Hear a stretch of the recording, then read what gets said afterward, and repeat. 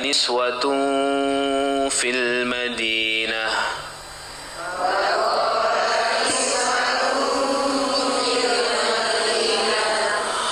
وقال نسوة في المدينة امرأة العزيز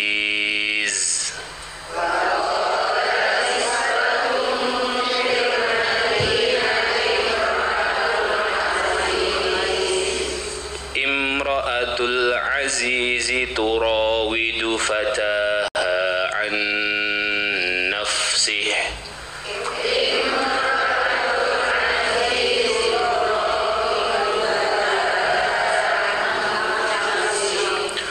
قد شغفها حبا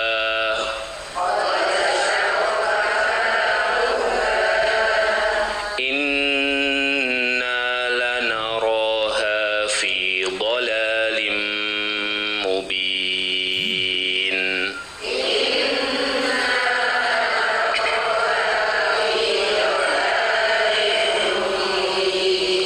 Baik, kita baca bersama-sama ayat 30 1 2 3 wa qala niswatun fil madinati imra'atul azizi turawidu fataha an nafsihi qad shaghafaha hubba inna lanaraha fi dhalalin mubin.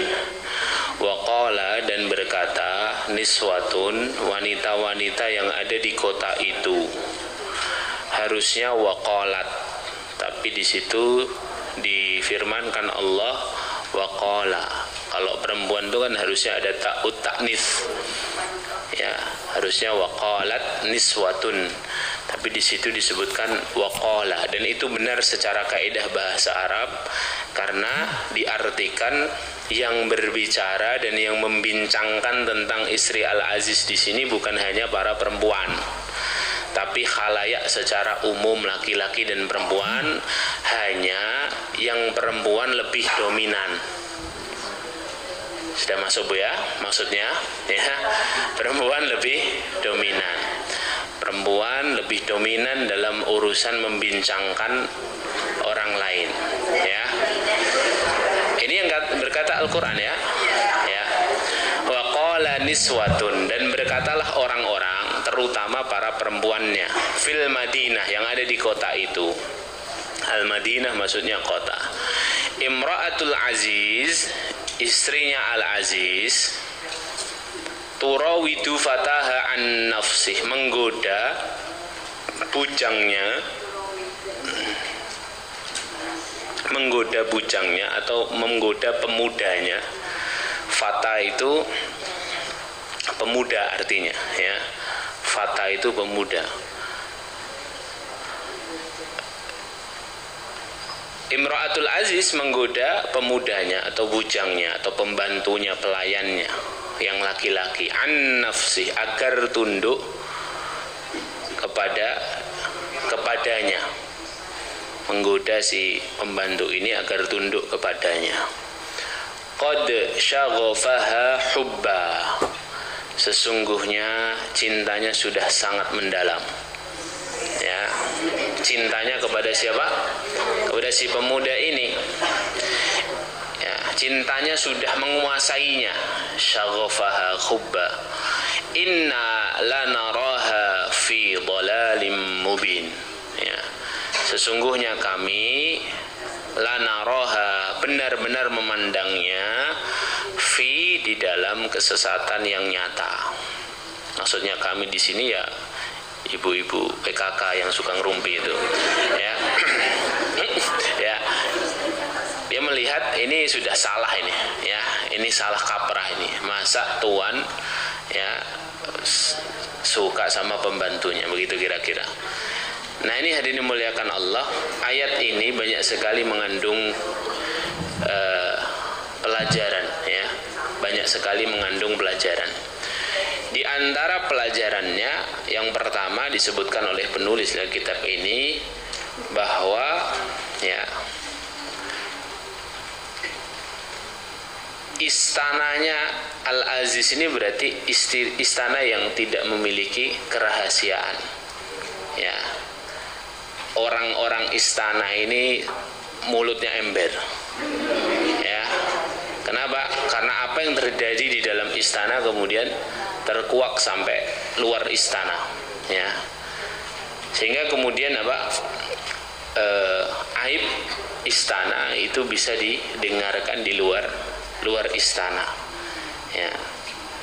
Walaupun sebenarnya pelakunya sudah berusaha untuk menutup atau merahasiakannya. Begitu juga Al-Aziz kan, di ayat sebelumnya, istaghfiri li dzambi, kata Al-Aziz udah beristighfarlah kamu sama dosamu, innaki kunti minal khatiin, kamu sesungguhnya termasuk orang-orang yang salah. Yusuf a'rid an hada, Yusuf berpalinglah kamu dari ini. Maksudnya sudah ya, tutup aib ini gitu ya.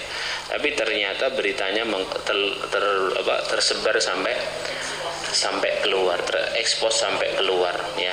Ini menunjukkan di antara salah satu rusaknya satu generasi, satu peradaban itu adalah ketika peradaban itu tidak bisa menjaga rahasia-rahasia yang ada di dalam keluarga ya, rahasia-rahasia yang ada di keluarga. Makanya dilarang keras hadirin, kalau kita ini punya rahasia di dalam keluarga, kita ceritakan kepada orang yang ada di luar rumah. Ketika ada konflik terjadi antara suami istri, antara kerabat, saudara, orang tua, seperti itu ya, selesaikan di dalam rumah. Kalaupun harus diam-diaman, diam-diamannya di dalam rumah. Misalnya suami di ruang tengah, istri di kamar. Ketika ada masalah terjadi, jangan sekali-kali ada satu pihak yang memutuskan untuk keluar rumah. Karena kalau sudah keluar rumah, ada banyak godaan, ada banyak setan, ya, ada banyak kemudian keinginan untuk menceritakan dan lain sebagainya. Ya, padahal kalau diceritakan kepada orang tua luar rumah belum tentu menyelesaikan masalah, malah justru mungkin malah menambah masalah, gitu ya. Maka ini gambaran bahwa peradaban yang baik adalah peradaban. Makanya terus Nabi Yusuf diutus oleh Allah Subhanahu wa taala sampai ke negeri Mesir kan. Karena memang peradabannya peradaban yang perlu diperbaiki. Ya, karena berita mudah sekali tersebar, aib mudah sekali tersebar seperti itu. Yang kemudian Yang kemudian akhirnya kita harus tahu bahwa peradaban yang baik itu peradaban yang bisa memilah-milih mana yang konsumsi publik, mana yang konsumsi privasi, gitu ya. Jadi tidak segala hal itu harus diceritakan. Ya, tidak segala hal itu harus dibincangkan. Kadang-kadang diam itu lebih baik karena kita mungkin tidak tahu permasalahan yang terjadi sebenarnya, gitu ya. Makanya sama hadirin dimuliakan Allah, dan yang punya peran besar untuk menyebarkan informasi ini siapa? Wa qala niswatun tadi, ya.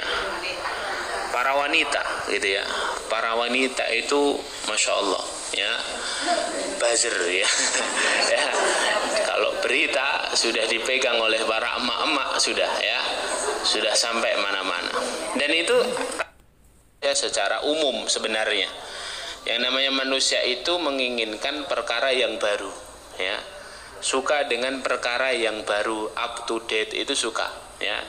Makanya di dalam salah satu kitab, ya, Jabir bin Musa Al-Jazairi, ya, Abu Bakar Al-Jazairi rahimahullah, beliau Syekh Abu Bakar Al-Jazairi dalam Aisarut Tafasir, beliau mengatakan dari ayat ini kita pun tahu bahwa tabiat manusia itu suka mencari-cari berita, ya, suka mencari-cari informasi, gitu ya, suka dengan informasi yang ada di sekitarnya, ya.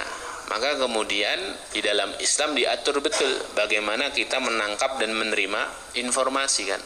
Tidak boleh asal dengar kemudian asal sampaikan. Kata Rasulullah, kafa bil mar'i kadziban, cukuplah seorang itu dikatakan pendusta jika dia menceritakan apa saja yang dia dengar. Jadi jenengan dengar apa terus diceritakan langsung, itu pendusta dalam Islam. Tidak boleh langsung diceritakan. Ada adab tabayun, ada adab cek and recheck dulu, informasinya valid atau tidak.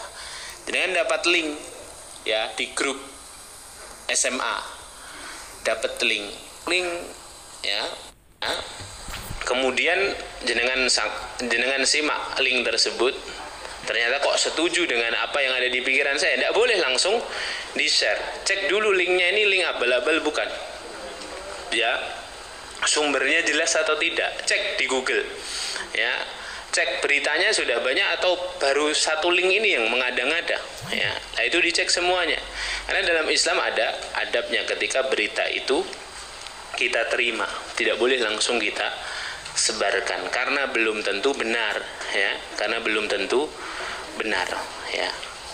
Lah ini hadirin memuliakan Allah. Jadi kalau peradaban yang baik, kalau ada sesuatu yang sifatnya rahasia ya, kita punya amanah untuk menjaganya. Tidak semuanya harus harus di-share, tidak semuanya harus diceritakan ya. Dan yang paling penting juga kita harus tahu bahwa ayat ini menjelaskan kepada kita rusaknya zaman itu ya. Dan ada kalimat imra'atul aziz, kata para ulama, ketika para wanita ini ya, ketika para wanita ini membicarakan istri raja, mereka menggunakan kalimat imra'atul aziz, istrinya Al-Aziz. Al-Aziz itu seorang yang perkasa, seorang yang besar, seorang yang kuat, agung, raja. Tapi kemudian para wanita ini tidak langsung menyebut namanya, tidak menyebut Bu Fulanah atau Bu Allanah, tapi mengatakan Imro'atul Aziz ya. Imro'atul Aziz itu berarti istrinya raja berbuat hal yang tidak terduga. Jadi dalam rangka apa? Dalam rangka ya, kata para ulama, ini kalimat yang digunakan oleh rakyat untuk menggulingkan pemerintahnya ya. Jadi disebutkan sesuatu yang besar tapi sebenarnya mau membuka aibnya, begitu ya. Dan ayat ini juga menjelaskan kepada kita bahwa berita buruk itu cepat sekali tersebar ya. Kalau berita itu berita buruk, maka cepat sekali tersebar. Dan berita ini akan semakin tersebar jika para wanita yang menjadi dalangnya ya. Ya. Itu kata Syekh Wahbah Zuhaili dalam kitab Tafsir Al-Munir ya. Makanya hadirin memuliakan Allah, kita ini harus harus membatasi diri ketika ingin menceritakan sesuatu. Harus memikirkan dulu manfaat dan madorotnya. Karena tidak semua yang kita ceritakan kepada orang lain itu baik, ibu-ibu ya. Bisa jadi ketika kita ceritakan kepada orang lain tidak begitu butuh sama masalah itu ya. Maka ketika orang lain tidak terlalu butuh kepada masalah kita ya, atau sebenarnya itu masalah orang lain, maka yang ada justru apa? Justru malah menimbulkan madorot yang lebih besar. Makanya saya sering katakan, kalau kita punya masalah, jangan ceritakan langsung kepada orang lain. Lebih cepat selesai kalau diceritakan kepada Allah ya. Jangan ceritakan kepada orang lain, karena masalah itu lebih selesai ketika kita ceritakan kepada yang menyelesaikan masalah, bukan yang malah membuat masalah bertambah besar ya. Maka kalau kita ini punya masalah, rahasiakan itu ya, adukan kepada Allah dalam doa kita ya. Orang lain tidak perlu terlibat ya. Karena kalau orang lain ikut terlibat, aslinya dia tidak perlu terlibat, jadi terlibat. Yaitu masalah baru ya, masalah baru. Dan orang lain itu kalau sudah dengar masalah kita, dia akan memberikan penilaian yang belum tentu benar dan subjektif gitu ya, subjektif ya. Dan yang paling penting adalah kalau kita cerita masalah kita, mereka sendiri punya masalah gitu ya. Mereka sendiri punya masalah. Yang bisa mereka lakukan cuma mendengarkan saja Ya, ketika mendengarkan pun kesimpulan mereka sendiri-sendiri. Belum soal memberi pendapat. Kalaupun memberi pendapat, kadang-kadang pendapatnya subjektif. Makanya orang beriman itu ketika dia punya masalah, hatinya mungkin menangis tapi wajahnya tersenyum, hadir. Ya.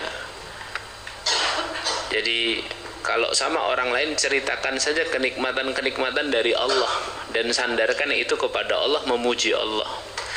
Kalau soal kesedihan, berikan kesedihan itu hanya kepada Allah, ya. Di dalam rumah berlinang air mata tidak apa-apa, ya. Ketika keluar pintu rumah cekrek, senyumnya menjadi merekah. Itulah orang beriman, ya. Jadi orang melihat kita itu seperti orang tidak punya masalah, dan itu ibadah, hadirin. Membuat orang lain tenang, membuat orang lain bahagia, teduh melihat kita, itu apa? Itu ibadah, karena berarti menyenangkan orang lain, ya. Menyenangkan orang lain itu kan bagian yang paling penting. Semua syariat ini, ya, yang hubungannya dengan orang lain tujuannya untuk menyenangkan orang lain. Ya, berbagi itu kan tujuannya menyenangkan orang lain. Tersenyum, bermuka manis di hadapan saudara kita, itu tujuannya semuanya untuk menyenangkan dan menenangkan orang lain. Dan itu adalah ibadah, ya.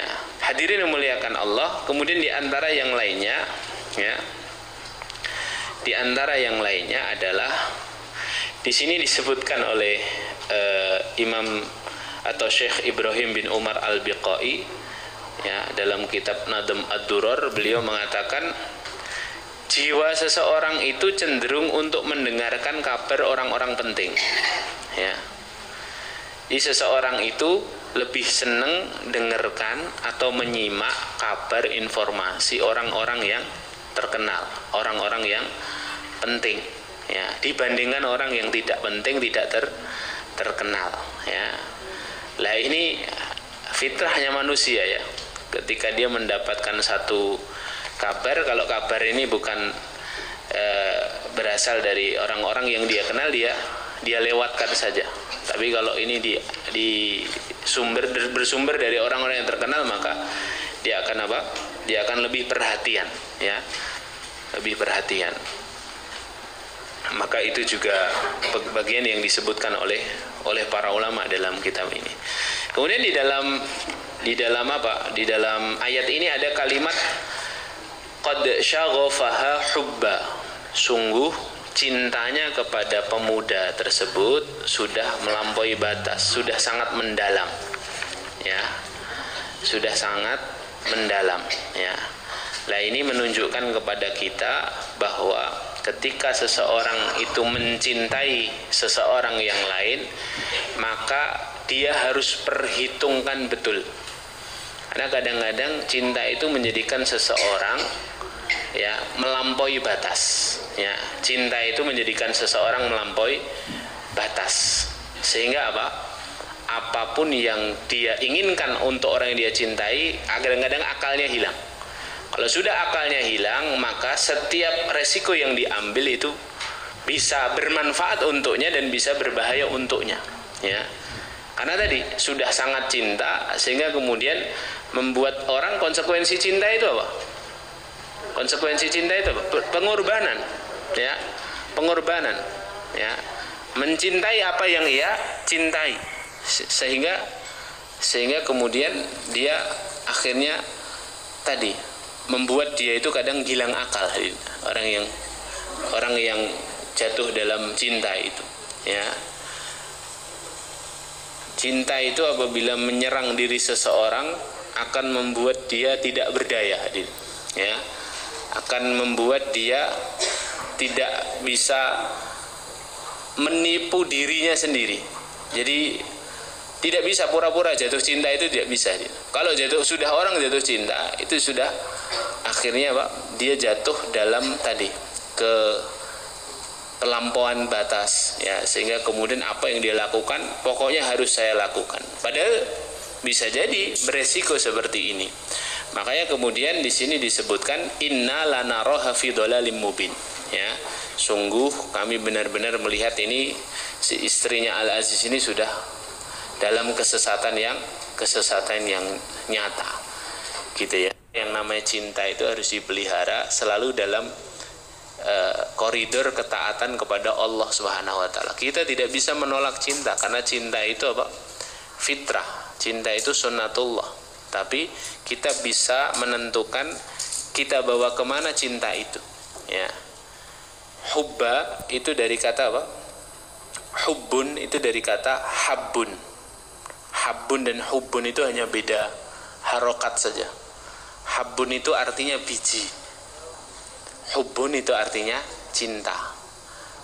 Apa yang dimaksud cinta? Cinta itu sesuatu yang harus dijaga dan dipelihara sehingga kemudian tumbuh menjadi tanaman-tanaman yang baik, yang tidak hanya baik untuk dirinya tapi bermanfaat untuk orang-orang yang ada di sekitarnya. Maka cinta ini hadirin, kalau tidak dipelihara dengan baik, dia akan merusak. Dirinya sendiri akan rusak, orang yang sekitarnya akan rusak. Karena tadi cinta itu berasal dari kata hub tadi, ya. Sehingga cinta itu seperti benih, harus dijaga, harus dirawat. Ya. Cinta itu akan tumbuh sesuai dengan kualitasnya, sesuai dengan yang kita inginkan. Kalau cinta itu seperti benih ya, kalau dia disiram, dikasih pupuk, ya, dijaga, dirawat pada aturan-aturan yang telah Allah berikan, maka dia akan menjadi sesuatu yang luar biasa. Tapi kalau kemudian tidak dirawat, dibiarkan sembarangan, merusak ini, merusak itu, melanggar ini, melanggar itu, dia juga akan beresiko dengan resiko yang besar, ya, resiko yang besar. Maka di sini kalimat qad syaghafaha hubba ini seakan-akan para wanita kota itu mengatakan, wah ini sudah tidak benar ini. Ya, cintanya sudah terlalu dalam dan tidak dipupuk dan tidak dirawat sebagaimana halnya hub, sebagaimana halnya habbun. Habbun itu apa? Benih atau biji. Seperti itu. Ya. Kemudian hadirin muliakan Allah, ayat ke-30 dari surah Yusuf ini juga menjelaskan kita tentang makarnya wanita-wanita kota, ya.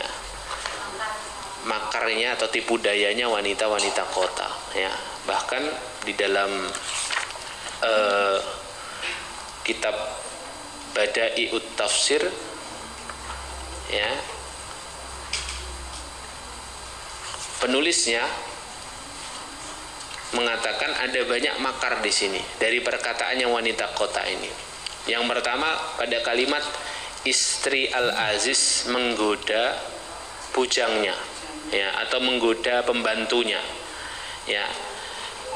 Para wanita kota ini tidak menyebutkan secara langsung nama istrinya, padahal kan bisa Bu Fulana, Bu Allana, Bu kada wa kada menyebutkan apa, menggoda pembantunya, tapi tidak menyebutkan, ya, tapi justru menyebutkan istrinya raja, ya, istrinya raja, karena memang karena memang mereka menginginkan tipu daya, mereka menginginkan makar untuk menjelek-jelekkan rajanya, gitu ya, untuk menjelekkan pemerintah, gitu ya. Kemudian di antara makarnya adalah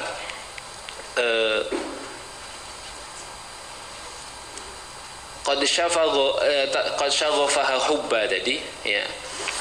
Istrinya benar-benar sudah cintanya kepada pembantunya sudah terlalu dalam, gitu ya.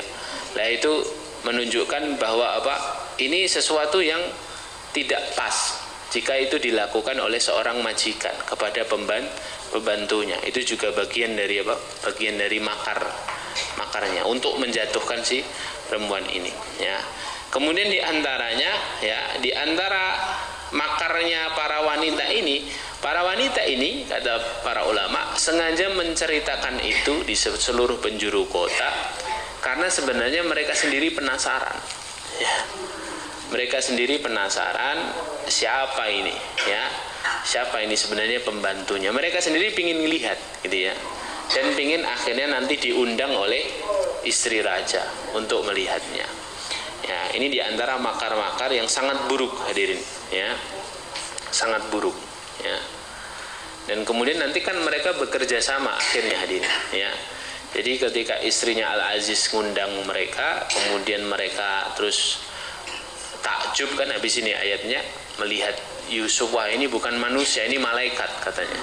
Ya, baru kemudian mereka berbuat makar dengan istri Al-Aziz. Ya, maka benarlah apa yang dikatakan Syekh Al-Kinani rahimahullah, renungilah kisah tentang istri Al-Aziz bersama para wanita kota. Setelah mereka mengingkari kebatilan, kan awalnya inna lanaraha fi dhalalim mubin, ya, kami melihat istri Al-Aziz ini dalam kesesatan yang nyata. Mereka mengingkari kebatilan, ya. Maka istri Al-Aziz menggiring mereka untuk melihat Yusuf. Lalu mereka berbalik menjadi penolong-penolong keburukan. Demikian pula yang dilakukan oleh teman-teman yang buruk. Jadi berhati-hatilah dari teman-teman yang buruk. Itu hikmahnya, ya. Jadi kalau nyari teman itu teman yang baik. Karena kalau teman yang buruk itu oportunis. Kalau kita pas baik, ya dia ngikut di belakang kita, berlindung di balik kebaikan kita. Kalau kita pas jatuh dalam keburukan, kalau dia punya kesempatan untuk menjelekkan dia akan menjelekkan kita. Kalau kita pas khilaf melakukan keburukan, dia akan mendukung keburukan kita. Karena yang menjaga mereka adalah keuntungan, ya, kesempatan, bukan keimanan. Sehingga kemudian mereka selalu mendekati kita itu karena ada maunya, ya. Nah, ini yang harus kemudian kita jaga. Memilih teman itu harus memilih teman yang baik. Di antara tadabbur yang lainnya dari ayat ini, kata para ulama adalah seandainya Allah mengangkat tirainya, ya. Jadi Allah Subhanahu wa taala itu zat yang baik. Seandainya Allah mengangkat tirai atas dosa-dosa kita, maka kita pasti menjadi perbincangan di majelis-majelis. Artinya apa? Kita baik hari ini bukan karena kita baik, kita baik hari ini karena Allah Maha Baik menutup tirai dosa-dosa dan aib-aib kita. Karena kalau sedikit saja tirai dosa dan aib kita dibuka oleh Allah dan dilihat oleh manusia, maka terjadilah apa yang terjadi kepada Imra'atul Aziz ini, menjadi perbincangan, ya, tersebar keburukannya dan tidak ada orang mau mendekat kepada kita, ya. Makanya kita ini harus banyak bersyukur dan harus banyak beristighfar. Istighfar itu kan tujuannya untuk menutup aib hadirin. Istighfar, astaghfirullah, itu beda dengan taubat. Kalau taubat itu pintu pengampunan. Kalau istighfar itu fungsinya dua, kata para ulama. Istighfar itu kan dari kata ghafaro. Ghafaro itu artinya menutup dan melindungi. Mighfar, makanya helm perangnya Rasulullah itu disebut apa? Mighfar. Orang kalau mau perang, peralatan perangnya itu diantaranya helm perang, ya. Helm perang itu bentuknya menutupi. Kalau kita pernah ke museum Rasulullah yang ada di Madinah, ya, helm perang itu menutupi kepala, kemudian di sini ada rantai-rantai menutupi wajah. Biar apa? Satu, untuk fungsinya dua. Satu untuk melindungi, dua untuk menutupi. Melindungi dari apa? Melindungi dari serangan musuh. Menutup dari apa? Menutup agar musuh tidak tahu siapa kita. Karena kalau misalnya Rasulullah tidak menutup kepala beliau dengan mighfar tadi, maka musuh akan mudah mencari yang mana Rasulullah dan pasti akan menyerang terlebih dahulu karena Rasulullah adalah pimpinannya. Maka mighfar itu fungsinya dua dari dulu, melindungi dan menutupi. Sama istighfar, kita beristighfar atas dosa-dosa yang kita lakukan itu tujuannya dua. Satu, melindungi. Melindungi dari apa? Melindungi dari efek dosa, ya. Agar kita tidak terkena efek dari dosa. Karena efek dari dosa itu apa? Musibah, kan? Efek dari dosa itu musibah. Maka kita khawatir dosa-dosa yang menumpuk yang ada dalam diri kita ini, kalau tidak kita istighfari, nanti berbalas musibah dari Allah Subhanahu wa taala, dan itu menakutkan hari ini. Dan kita semuanya sepakat, para ulama sepakat bahwa musibah yang hadir dalam hidup seorang hamba itu karena sebab dosanya. Wa ma asabakum min musibatin fabima kasabat aidikum. Dan apapun musibah yang menimpa seorang hamba itu semuanya, ya, adalah sebab karena ulah tangan kamu sendiri, ulah tangan kalian sendiri. Artinya karena dosa. Makanya dengan istighfar itu apa? Melindungi kita dari efek dosa. Kemudian yang kedua adalah menutupi. Menutupi apa? Menutupi kesalahan-kesalahan itu agar tidak dilihat dan ditonton oleh manusia. Ya, kita memohon kepada Allah agar Allah menutup aib kita. Ya, agar Allah menutup aib kita. Karena sedikit saja tirai aib kita itu dibuka oleh Allah, tidak ada orang yang mau mendekat kepada kita. Ya. Sekali lagi, kita ini baik bukan karena kita baik. Kita ini baik karena kita mastur. Ya, aib kita ditutup oleh Allah Subhanahu wa ta'ala. Dalam rangka apa? Dalam rangka agar kita segera berbenah. Dalam rangka agar kita segera memperbaiki diri. Dikasih kesempatan Allah sekian waktunya dan sekian kalinya. Ya. Ini hadirin dimuliakan Allah. Barakallahu fikum. Kemudian di sini penulis menyebutkan satu kisah tentang seorang bangsawan Arab sebelum kita pindah ke ayat berikutnya. Ada seorang wanita bernama Hindun binti Al-Khus, salah seorang bangsawan Arab. Dia pernah berzina dengan pembantu laki-lakinya. Kemudian dia ditanya, "Mengapa Anda berzina padahal Anda adalah pemimpin bagi kaummu?" Ya, jadi dia ini orang yang sangat dikenal. Kemudian ia menjawab, "Karena tempat tidurnya dekat dengan tempat tidurku dan komunikasi yang terus-menerus dengannya." Ya. Ini bahaya khalwat tadi, bahaya intensitas. Semakin seseorang itu intens, semakin kemudian setan mudah menggodanya, ya. Bahkan ini bisa mengenai kepada semua orang. Makanya Islam itu memberikan batas-batasnya. Kalau kira-kira sudah terlalu melampaui batas, maka jaga jarak. Jangan sampai kemudian itu menjatuhkan seseorang kepada hal-hal yang dimurkai Allah Subhanahu wa ta'ala, ya. Nah, di sini juga hikmah mengapa kok Imra'atul Aziz itu bisa senang sama budaknya, sama pemudanya, sama Yusuf. Kenapa? Karena setiap hari ketemu hadirin, ya, setiap hari ketemu, ya. Makanya ini penting sekali untuk dijaga, ya, batasan-batasan seperti ini. Anda yang di rumah misalnya punya pembantu yang lawan jenis, maka harus ada batas-batasnya. Dan kalau kemudian kita tidak berhajat punya pembantu yang lawan jenis, tidak perlu yang lawan jenis. Ya, artinya cari sesuatu yang memang betul-betul terjaga. Ya, ada seorang jamaah, ya, yang bercerita kepada Al-Fakir. Beliau ini seorang yang sudah ngaji lama, ya, dan beliau tidak ada di kota Solo, ada di kota lain. Nah, sampai pada suatu hari pembantunya pulang kampung dan tidak kembali lagi karena harus mengurus keluarganya di kampung. Akhirnya mereka kerepotan karena rumahnya sangat besar, ya, dia punya beberapa mobil dan luar biasa. Memang Allah berikan fadilah kepada keluarga ini. Tapi sudah sangat ngaji, sudah sangat loyal kepada ulama dan lain sebagainya. Sampai kemudian datanglah seorang pemuda, masih muda, masih lugu lah dari desa, gitu ya. Dan kemudian akhirnya keluarga ini merasa aman dengan pemuda ini dan kemudian dijadikan pembantu. Karena memang dari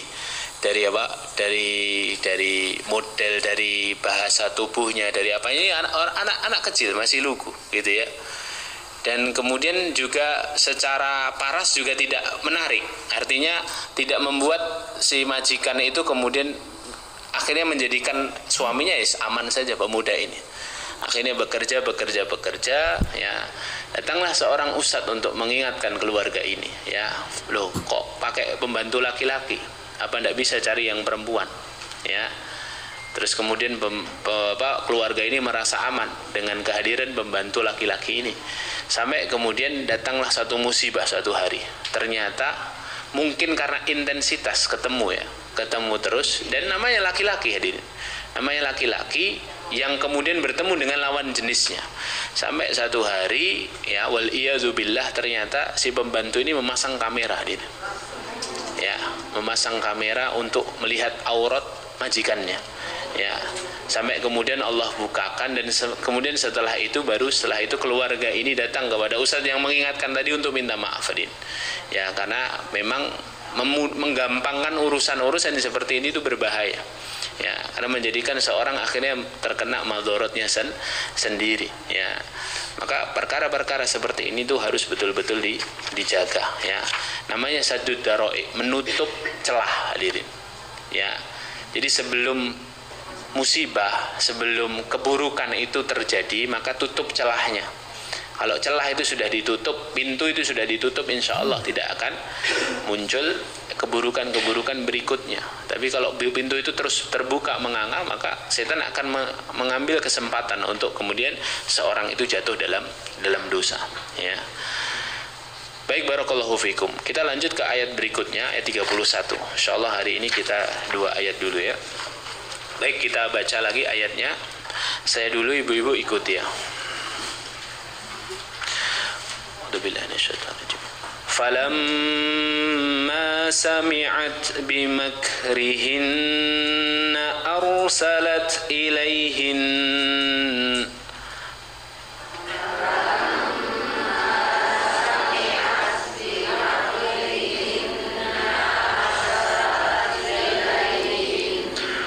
wa a'tadat lahunna muttaka'a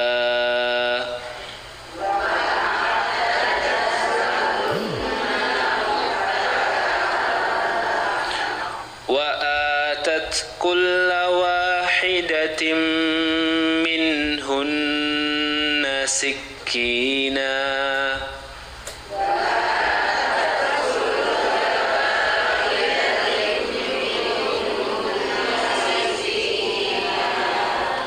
وقالت اخرج عليهن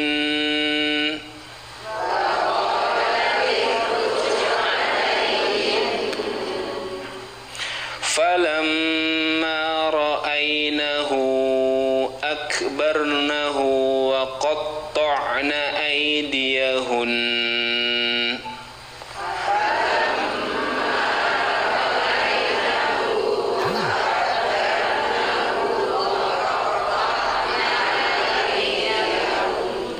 وَقُلْنَ حَاشَ لِلَّهِ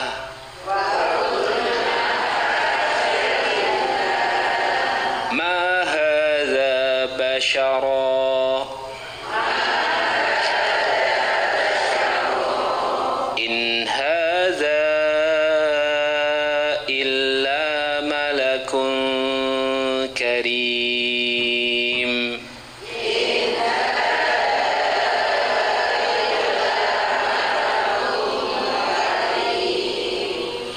Falamma sami'at bimakrihinna, maka tatkala wanita itu Zulaikha mendengarkan tipu daya wanita-wanita kota, arsalat ilaihinna, diundanglah wanita-wanita itu muttaka'a, untuk datang ke tempatnya Zulaikha atau ke tempatnya Imra'atul Aziz, datang ke kerajaan. Muttaka, dalam kondisi mereka nanti duduk di tempat-tempat yang bersandar. Muttaka itu bersandar. Wa atat kulla wahidin minhunna sikina. Dan kemudian kepada mereka masing-masing diberikan sebuah pisau untuk memotong jamuan. Ya. Sikin itu dari kata apa? Sakana, artinya pisau. Sakana itu kan tenang. Sikin itu membuat sesuatu menjadi tenang. Pisau itu kalau sudah digunakan, yang tadinya nggak tenang jadi tenang, Bu. Maksudnya apa? Ya, sikin itu kan pisau ya, untuk nyembelih sesuatu. Yang tadinya hidup jadi mati, maksudnya begitu ya. Ya. Nah, ini sikin. Wa qalat ikhruj alaihin. Ya, wa qalat ikhruj alaihin. Kemudian wanita ini berkata kepada Yusuf, keluarlah dan tampakkan dirimu kepada mereka. Saat semua sudah duduk. Falamma ra'ainahu, maka tatkala wanita-wanita itu melihat Yusuf, akbarnahu, mereka kagum kepada keelokan rupanya. Wa qatta'na aydiyahun, lalu kemudian mereka mengiris-iris tangan mereka sendiri. Ya, kalimatnya di sini wa qatta'na, bukan memotong ya, tapi mengiris. Qatta'a itu artinya mutilasi, Bu. Kalau qata'a itu artinya motong. Kalau motong itu kayak kertas gunting, tek, ini qata'a. Qata'a yaqta'u, enggak pakai tasydid di atas to. Tapi kalau qatta'a yuqatti'u itu ngiris sambil gemes, Bu.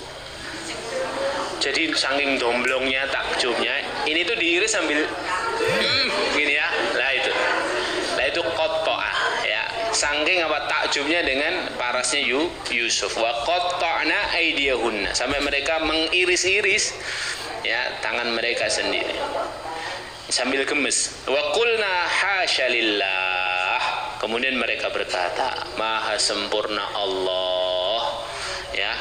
Wah, kok ada orang seperti ini, kira-kira begitu ya.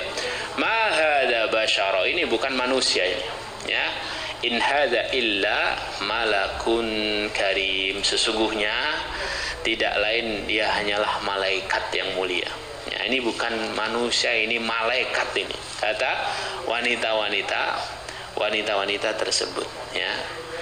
Maka tadi sekali lagi diulang lagi di ayat ini bahwa wanita-wanita ini ingin melakukan makar. Makarnya salah satunya Pak, sebenarnya penasaran saja siapa Yusuf. Makanya mereka melambungkan berita buruk tersebut agar kemudian Imra'atul Aziz terprovokasi dan mengundang mereka ke kerajaan, gitu ya. Akhirnya diundang. Yang namanya kerajaan mesti dikasih jamuan, dikasih pisau, dikasih makanan, disuruh duduk di tempat-tempat duduk yang bisa bersandar.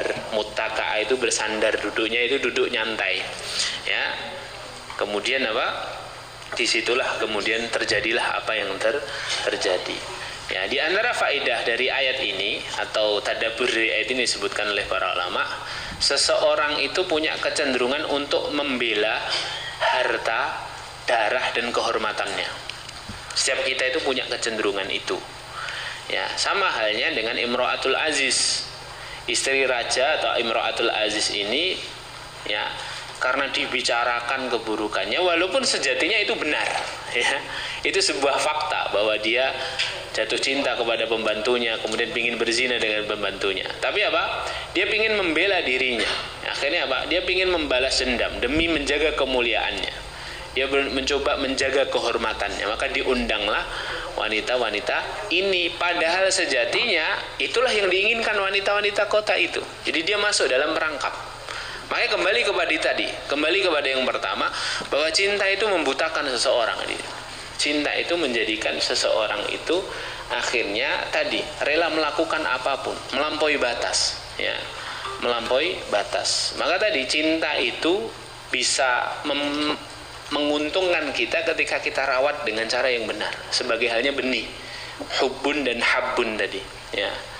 Karena kalau sudah cinta, hadirin, cinta itu efeknya kesetiaan, hadirin ya.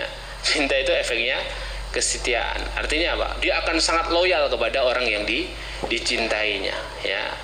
Dan begitu hadirin ya. Itu yang kemudian kita harus tahu betul bahwa cinta ini rasa yang Allah berikan dalam hidup kita. Kalau kita salah berinteraksi dengan cinta, maka kemudian yang terjadi adalah madharat seperti ini ya. Akhirnya maksud hati mengundang mereka untuk apa? Untuk menyelesaikan ya. Biar mereka datang, biar mereka lihat sendiri, gitu kan? Maksudnya kalau sudah lihat sendiri kan maksudnya selesai sudah. Wajar toh kalau aku kemudian jatuh cinta kepada si pemuda ini. Nah, maksudnya untuk membela kehormatannya, tapi malah justru apa? Narasi yang terjadi di publik itu apa? Oh ya benar kalau gitu, ya, ya benar. Bukan akhirnya membela kehormatannya, malah dia jatuh dalam kehinaan, ya. Karena tadi caranya tidak benar, ya. Tidak hanya itu, bahkan nanti wanita-wanita kota bersekongkol dengan Imra'atul Aziz untuk kemudian menjadikan Yusuf ini tunduk, ya. Untuk menjadikan Yusuf tunduk ya. Nah ini nanti ada ceritanya sendiri ya di ayat berikutnya ya. Ini ceritanya masih panjang nih hadirin ya. Nanti setelah ini masuk penjara, setelah itu menerjemahkan. Nabi Yusuf punya dua teman ya, dua-duanya mimpi, kemudian dijelaskan Nabi Yusuf. Terus yang satunya hasil mimpinya nanti kamu selamat, yang kamu nanti dipenggal kepalamu. Yang satu bebas, dipeseni sama Nabi Yusuf, nanti kalau sampai luar ketemu sama raja, ceritakan kasus aslinya ya yang menimpaku ini, biar raja membebaskanku. Tapi ternyata sampai luar temannya lupa gitu ya, lupa sampai sekian puluh tahun, sampai akhirnya raja bermimpi, sampai si pelayan raja ini yang dibebaskan tadi ingat, oh iya dulu ada di dalam penjara temanku yang ahli tafsir mimpi. Baru diceritakan raja, belum, masih panjang nih ceritanya nih. Jadi ujiannya Yusuf ini bertubi-tubi hadirin, ujian kemudahan kesulitan begitu hadirin ya. Nah, itulah hakikatnya kehidupan kita. Jadi Allah ingin mengatakan kepada kita, hidup ini nggak terus nelongso hadirin, nggak terus selalu susah. Kadang-kadang ada kemudahan, kelonggaran ya, kesenangan, yang mana itu juga adalah ujian. Jadi memang hidup ini tempat kita diuji hadirin. Kalau kita dikasih kesulitan, kita disuruh bersabar. Kalau kita dikasih kesenangan, kita disuruh bersyukur dan berbagi, begitu ya. Nah, saya lanjutkan. Di antara faedah lainnya dalam ayat ini ya, ternyata seorang wanita itu juga lemah jika berhadapan dengan laki-laki hadirin ya. Jadi bukan hanya laki-laki saja yang lemah di hadapan perempuan. Syekh Wahbah Zuhaili rahimahullah mengatakan bahwa kaum wanita tidak bisa menguasai diri mereka sendiri untuk mengungkapkan apa yang mencengangkan mereka ketika melihat Yusuf, sampai ngiris-ngiris tangannya sendiri kan ya. Ini menunjukkan bahwa memang wanita itu juga lemah sebenarnya jika dihadapkan kepada lawan jenisnya. Sampai kan kalimatnya sudah nggak masuk akal, hasyalillah ya, sungguh menakjubkan orang ini ya. Orang ini bukan manusia, tapi dia adalah malaikat ya, malaikat gitu ya. Nah, ini adalah bentuk ini sebenarnya cara Allah Subhanahu wa taala untuk membela Nabi Yusuf ya.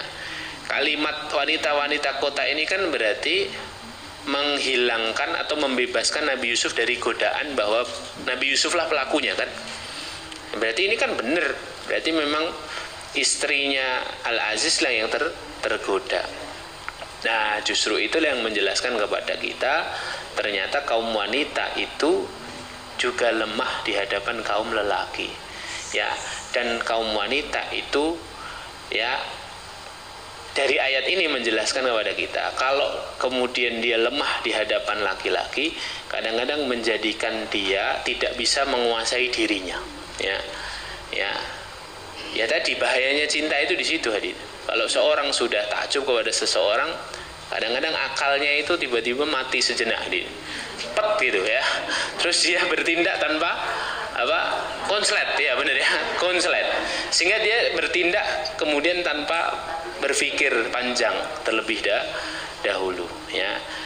Dan antara faedah lainnya, ayat ini juga menjelaskan bahwa memang Nabi Yusuf itu dikaruniai ketampanan yang mempesona, yang luar biasa gitu ya. Dan ini disebutkan juga dalam hadis Isra, yaitu ketika Rasulullah melewati Nabi Yusuf pada langit ketiga, beliau bersabda, ternyata beliau Yusuf dikaruniai Allah separuh ketampanan, kata Rasulullah.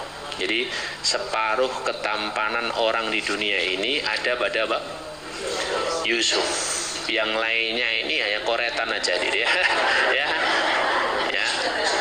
Makanya saya bilang kepada ibu-ibu ya, kalau jenengan punya suami kok sok-sokan ganteng, jenengan bilang saja, Pak ya, jenengan niki koretan Pak.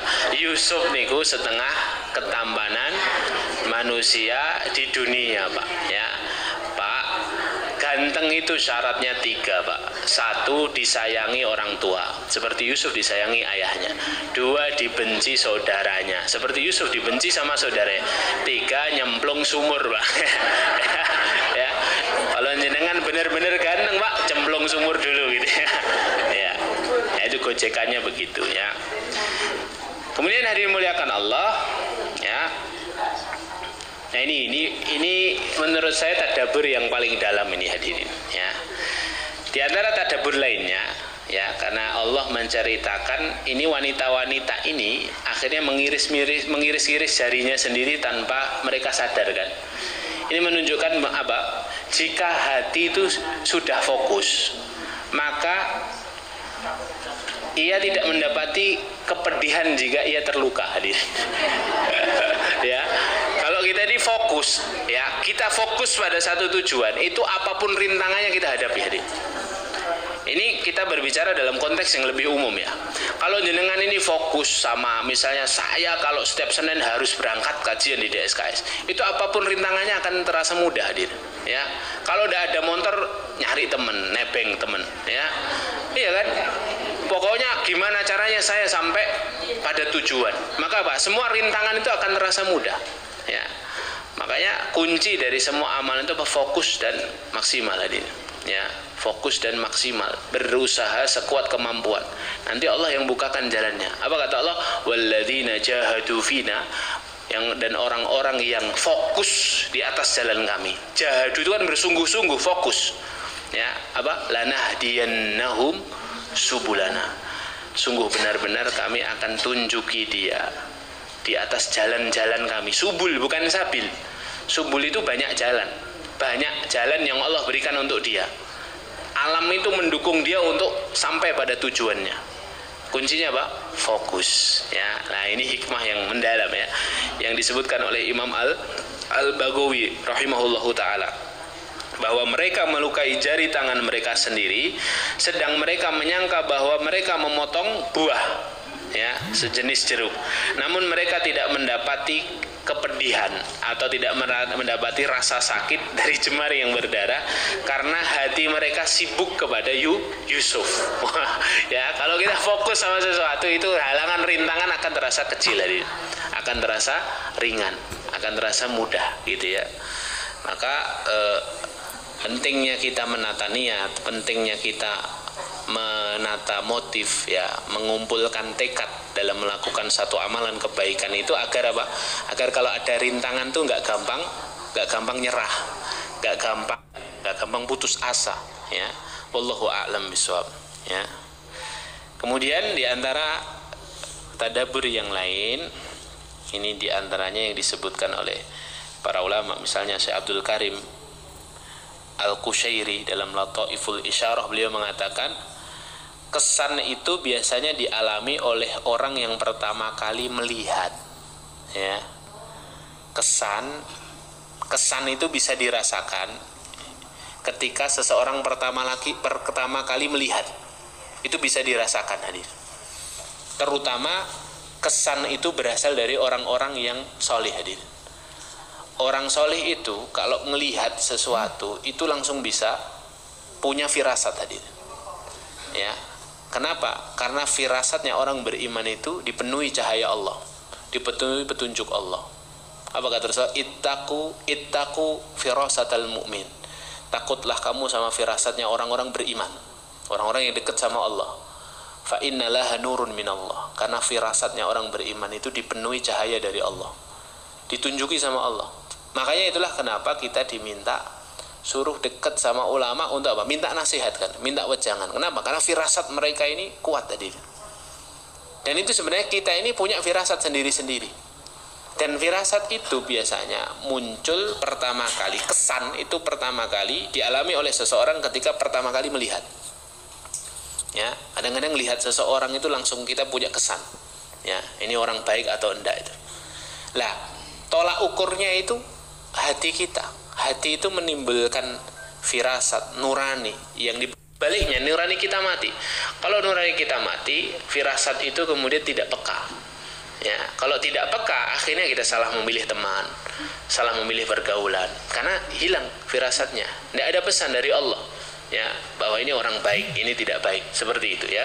Sehingga kemudian kita harus mengalami dulu pengalaman bersamanya, baru kemudian kita sadar, oh ternyata ini penipu nih, oh ternyata ini tukang bohong, oh ternyata dia nusuk dari belakang. Kenapa? Karena firasatnya nggak hidup, hadir. Ya. Lah, firasat seorang itu bisa hidup ketika dia dekat dengan Allah, ya. Karena Allah yang akan selalu memperhatikan langkahnya. Fazkuruni azkurkum, kata Allah, kan, Al-Baqarah 152. Kalau kamu selalu mengingatiku, selalu dekat denganku, aku pun akan mengingatimu, memperhatikanmu, dekat denganmu. Jadi semua arahnya itu dibimbing sama Allah, ya, dipertemukan dengan orang yang baik. Kalau ada orang jahat mendekatinya, Allah carikan jalan lain agar dia menghindar, ya. Kecenderungan itu muncul secara otomatis, ya, atas bimbingan apa? Allah, ya, atas bimbingan Allah. Makanya Habib Abdullah bin Alwi Al-Haddad beliau mengatakan orang-orang yang dekat dengan Allah, Allah karuniakan ilmu laduni namanya. Ilmu laduni itu ilmu yang tidak perlu belajar. Kenapa? Karena langsung pembimbingnya Allah. Wattaqullah wa yu'allimukumullah, kata Allah. Bertakwalah kamu kepada Allah, niscaya Allah sendiri yang menjadi muallimmu. Jadi kalau dia nggak serak pada sesuatu, ternyata ini sesuatu ini membahayakan dirinya, tiba-tiba dia melipir, ya. Tiba-tiba Allah sibukkan dengan yang lain, ya. Kalau kemudian dia, Allah tahu ini orang yang A ini baik buat dia, maka Allah dekatkan, seperti itu, ya. Nah, ini kesan ini biasanya dialami saat pertama kali melihat. Tapi catatannya apa? Dia harus orang-orang yang dekat sama Allah. Kalau orang yang tidak dekat sama Allah, kepekaannya kurang, hadir. Kepekaannya kurang, kemudian firasatnya tidak memberikan pesan kepada dirinya, ya. Dan inilah yang kemudian diingatkan oleh Syekh Abdul Karim bin Hawazin Al-Qushairi. Wallahu a'lam bishawab. Kemudian ada satu lataif yang penting untuk kita sampaikan sebelum akhir. Ada seorang ulama namanya Syekh Al-Maliki atau Habib Al-Maliki rahimahullah ta'ala. Ketika mengomentari ayat ini, ayat ke-31 ini, beliau mengatakan, maka tatkala wanita-wanita itu melihatnya, di halaman 173 Bu, yang di atas, ya. Maka tatkala wanita-wanita itu melihat Yusuf, mereka kagum kepada keelokan rupanya, dan mereka melukai jari mereka sendiri, jari tangannya sendiri. Lalu bagaimana dengan keadaan orang yang melihat keindahan wajah penciptanya? Jika wajah ciptaannya saja begitu indah, bagaimana kemudian wajah sang pencipta? Maka kemudian beliau menutup kalimat ini dengan kalimat apa? Ya Allah, karuniakanlah rizki kepada kami berupa kelezatan melihat wajahmu yang mulia. Amin Allahumma amin. Gitu, ya. Nah, kalau melihat ciptaannya saja membuat orang itu hilang akal, membuat orang itu takjub, ngiris tangannya sendiri. Gimana nanti, ya? Kemudian kalau kita melihat wajahnya Allah Subhanahu wa ta'ala, ya. Dan wajahnya Allah hanya dilihat oleh orang-orang yang diizinkan Allah masuk surga, ya. Jadi balasan orang beriman itu satu surga, yang kedua bonusnya adalah melihat wajah Allah. Barakallahu fikum. Sampai ayat 32 silakan ditandain. Selanjutnya nanti kita lanjutkan di pertemuan berikutnya. Insyaallah ini kajian masih panjang Bu, masih ayat 32, tapi ini insyaallah banyak sekali faedahnya. Dari surat Yusuf saja ini sudah banyak sekali pelajaran yang dapat kita ambil. Barakallahu fikum, jazakumullahu khairan. Tidak usah ada tanya jawab Bu, ya. Mungkin ada pengumuman nanti dari sekretariat. Kita akhiri dengan bacaan hamdalah dan kafaratul majlis. Alhamdulillahirabbil alamin. Subhanakallahumma bihamdika asyhadu an la ilaha illa anta astaghfiruka wa atubu ilaik. Assalamualaikum warahmatullahi wabarakatuh.